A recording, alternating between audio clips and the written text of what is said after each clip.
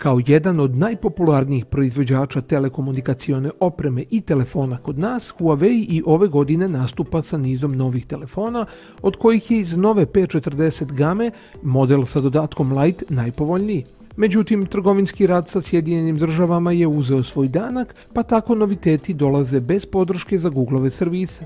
U našoj recenziji pogledajmo da li ovaj naslednik izuzetno popularnog P30 Lite modela, uprkos navedenom nedostatku, može opstati na tržištu i postići prodajni uspeh.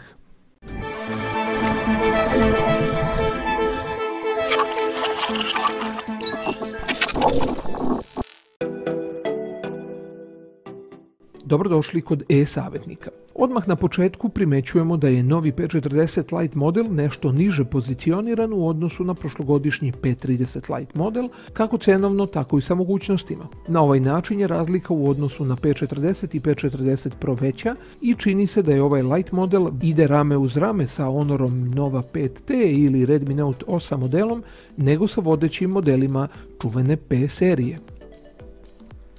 Huawei P40 Lite ne samo da izgleda skladno, nego je i prijatan u ruci i dobro leži, uprkos činjenici da je nešto deblji nego što smo očekivali. Uz masu od 183 grama deluje izbalansirano i skladno. Prednja strana otkriva prostrani punch hole ekran, uskih ivica i male brade. Svi standardni priključci su tu, pa imamo hibridni SIM slot sa leve strane, dugmiće za uključivanje sa senzorom otiska prsta i tastere za jačinu zvuka sa desne strane. Rešetka monozvučnika, USB-C port i 3,5 mm izlaz za slušalice se nalaze sa donje strane. Leđa telefona ističu quad kamera sistem i LED blic ispod, a sve je obojeno u boju telefona radi prijatnijeg izgleda. Kada smo kod boja, P40 Lite dolazi u standardnoj crnoj, gradijentnoj pink i odličnoj zelenoj koju toplo preporučujemo. Iako izrađen od plastike, telefon je čvrst, kvalitetan i ne preterano klizav. Ekran modela P40 Lite od raskošnih 6,4 inča je LCD IPS tip ekrana, rezolucije 1080x2310 piksela sa 398 tačaka po inču. Posjeduje odličnu reprodukciju boja i izgleda živopisno, a uprkos sjajnim performansama na papiru, nedostaci LCD tehnologije se ne mogu sakriti. Pozadinsko osvjetljenje oko prednje kamere je nešto slabije što se vidi na belim površinama, crne nijance nisu očekivano duboke kao na LED ekranima, a nivo kontrasta je prosječan. Maksimalna osvjetljenost ekrana je dovoljna da se izbori sa jakim suncem. Svakako, ovakav ekran će vam pružiti dovoljno prostora za multimediju, naročito za nezahtevnog korisnika. Kada pričamo o performansama, Huawei P40 Lite je dostupan u konfiguraciji od 6 GB radne memorije i 128 GB skladišnog prostora, koji je proširiv putem nano memorijskih kartica. Međutim, ovaj telefon je pravi pritajeni zmaj, jer ugrađeni novi High Silicon chipset Kirin 810 puca od snage i najmoćniji je procesor u ovoj klasi. Na svim testovima ubedljivo nadjačava rivale, a stvarna snaga je na nivou prošlogodišnjih vodećih modela. Korišćen je 7 nanometarski proces, a 8 jezgara su raspoređena u sistemu 2 brza i 6 sporih, za razliku od uobičajenog rasporeda 4 brza i 4 spora. Dodajmo ovome i mali G52 MP6 grafiku sa 6 jezgara odličnih performanci. Ovako moćan chipset kao od šale gura Android 10 sa Huawei-evim Experience Motion UI 10, pa nećete verovati da se radi o Lite modelu. Ali ovdje dolazimo do Ahilove pete proizvođača. Potpuno odsustvo Googlovih servisa i aplikacija. Srećom, uz malo truda lako možete da instalirate gotovo sve aplikacije koje nedostaju sa stranica proizvođača, dok su neke kao na primjer YouTube dostupne preko internet pregledača. Jedino što zaista nije moguće instalirati je Googlov čuveni Play Store i Google kalendar.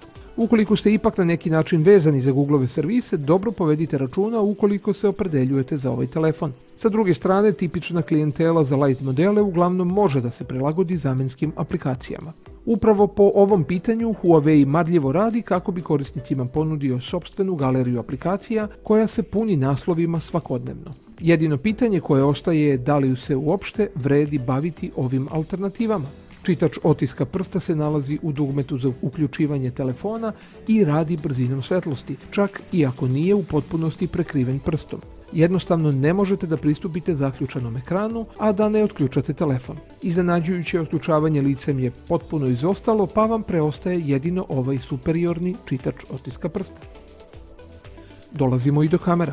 Sistem od 4 kamere, osim što je lepo upakovan, obećava i svojim sposobnostima.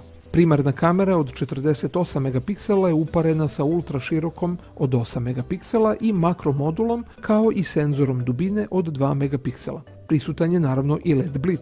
Primarna kamera koristi Sonyjev IMX582 senzor, te uz Quad Bayerov sistem spajanja piksela donosi fotografije od 12 megapiksela koje su pri lepom vremenu odlične i prepune detalja, a mogu biti još bolje uz opciju AI Ultra Clarity. Ovdje za 6 sekundi mirnog držanja telefona od brojnih uzoraka se izvlači maksimalan broj detalja, pa dobijate interesantnu opciju. Prisutan je i noćni mod, ali zahteva mirnu ruku u trajanju od 4 sekunde, nakon čega dobijate upotrebljive fotografije nadprosječnog kvaliteta i dobrih boja.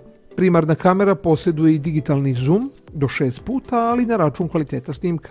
Širokougaona kamera od 8 megapiksela također donosi fotografije oštre i bogate detaljima, iako su boje nešto isprane. Uglovi fotografija su nešto mekši, a dinamički raspon je nizak. Ipak zadovoljava u potpunosti potrebe društvenih mreža. Noćne fotografije urađene ovim senzorom su očekivano slabijih detalja i niskog kvaliteta. Makromodul odlično beleži boje i detalje, ali na tačno 4 cm fiksnog fokusa, pa probajte da pogodite pravu meru i udaljenost zarad lepih snimaka. Senzor dubine dobro radi svoj posao i omogućava odlične portret fotografije, pažljivo zamućujući pozadinu. Interfejs kamere je standardan za MIUI 10 kao i na ostalim Huawei modelima i ovdje nema nikakvih iznenađenja. Prednja kamera od 16 megapiksela f2.0 posjeduje fiksni fokus, a snimci su dobri posebno pri odličnom osvjetljenju. Boje su precizne, kontrast je dobar. Čak i noćne fotografije ispadaju dobro, iako ne morate da čekate duže od 1 sekunde. Koliko sa fotografijama zaista može da se pohvali P40 Lite, za video snimanje se to baš i ne može reći. Sa primarnom i širokougaonom kamerom može da snima samo u rezoluciji 1080p pri 30 frejmova, a ne postoji nikakva vrsta stabilizacije, što naravno otežava rad. Čak i u potpunom mirovanju snimak kao da blago podrhtava, a kamoli kada snimate u pokretu. Ipak dinamički raspon je dobar, boje su precizne, a mikrofon daje dobar i čist zvuk. Huawei P40 Lite se napaja velikom baterijom kapaciteta 4200 mAh. Podržava Huawei-evo odlično super punjenje od 40 W, gdje se čak 70% baterije dopuni za pola sata, dok se u potpunosti napuni za sat vremena. Uz ovu odličnu dvodnevnu autonomiju napominjemo da je u velikoj meri zaslužan i poznati Huawei-ev softver za oštri menadžment baterije, kao i njena AI optimizacija potrošnje. Bežično punjenje je kao i obično u ovoj klasi izostalo. Huawei P40 Lite je kvalitetan telefon sa odličnom baterijom, super brzim punjenjem, vrlo dobrim kamerama i vrhunskim performansama. Nije nam se dopao kvalitet video snimka i odsustvo otključavanja lica. Na sve ovo primetan je i nedostatak Googlovih servisa, iako su alternative prisutne. A da li su prednosti ovog Lite modela dovoljne za konkurenciju u vidu, na primjer, Realme 6 Pro ili X2 modela, Xiaomievih Redmi Note 8 Pro i Note 9 modela, procenite sami. Svaki od navedenih ima Googlove servise i po neku opciju ovdje odsutno. Svakako Huawei P40 Lite ostaje vrlo zanimljiv i primamljiv model na našem tržištu, kako zbog pouzdanosti, tako i zbog povoljne ponude preko domaćih operatera. Ukoliko vam odsustvo Googlovih servisa ne predstavlja veliki problem, a Huawei nas uverava da će i to prevazići, onda nema razloga da ne uzmete u razmatranje jedan ovako interesantan model sa adutima koji vam mogu biti zanimljivi. To bi bilo sve što smo vam pripremili u ovoj recenziji Huawei P40 Lite modela. Kao i uvek, ostavite vaše komentare ispod, lajkujte video i pratite nas na društvenim mrežama i do nekog sljedećeg klipa ostanite uz vašeg e-savjetnika.